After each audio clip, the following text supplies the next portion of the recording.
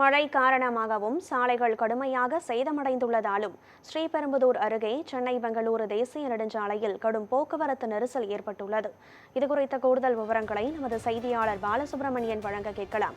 வணக்கம் பாலசுப்ரமணியன். கடந்த சில நாட்களாக வடகடலோர மாவட்டங்கள், குறிப்பாக சென்னை, காஞ்சிபுரம், செங்கல்பட்டு ஆகிய பகுதிகளில் மழை பெய்து வருவதை பார்க்கிறோம். இந்த நிலையில் அங்கு ஸ்ரீபெரும்புதூரில் இந்த தேசிய நெடுஞ்சாலையில் மழையின் காரணமாக இந்த போக்குவரத்து நெரிசல் எவ்வளவு நேரமாக நீடிக்கிறது? போக்குவரத்து சீராவதற்கான சாத்தியக்கூறுகள் ஏதேனும் தென்படுகிறதா? விரிவான விவரம். வணக்கம் கனகதாரா.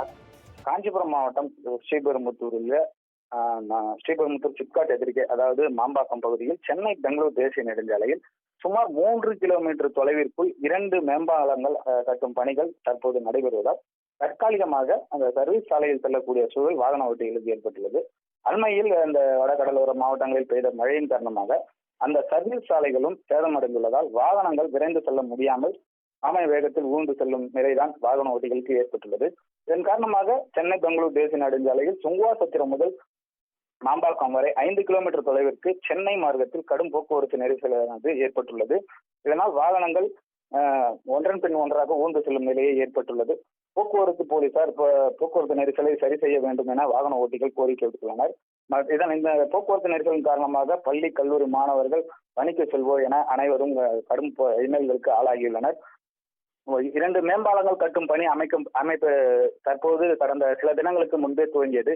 முறையாக சர்வீஸ் சாலையை அமைக்காமல் இந்த மேம்பாலம் கட்டும் பணி துவங்கியதால் தான் இந்த போக்குவரத்து நெரிசல் என வாகன ஓட்டிகள் குற்றம் சாட்டுகின்றனர். இது குறித்து நாம் போக்குவரத்து போலீசாரிடம் கேட்டபோது, விரைவில் இந்த மேம்பாலம் கட்டும் பணிகள் முடியும் வரை இங்கு கூடுதலாக போலீஸ் நியமிக்கப்படுவார்கள் என்றும், விரைந்து இந்த மேம்பாலம் கட்டும் வரை இந்த போக்குவரத்து பாதிப்பானது தொடர்ந்து ஏற்படும் எனவும், அதுக்குள் இந்த சர்வீஸ் சாலைகள் முறையாக சரி செய்யப்பட்டு இந்த போக்குவரத்து பாதிப்பும் சரி செய்யப்படும் எனவும் போக்குவரத்து போலீசார் நமக்கு தகவல் குறித்துள்ளனர். அதிகாலை 5 மணி முதலே இந்த போக்குவரத்து பாதிப்பு ஏற்பட்டுள்ளதால் வாகன ஓட்டிகள் கடும் இன்னல்களுக்கு ஆளாகியுள்ளனர். விவரங்களை வழங்கியமைக்கு நன்றி பாலசுப்ரமணியன்.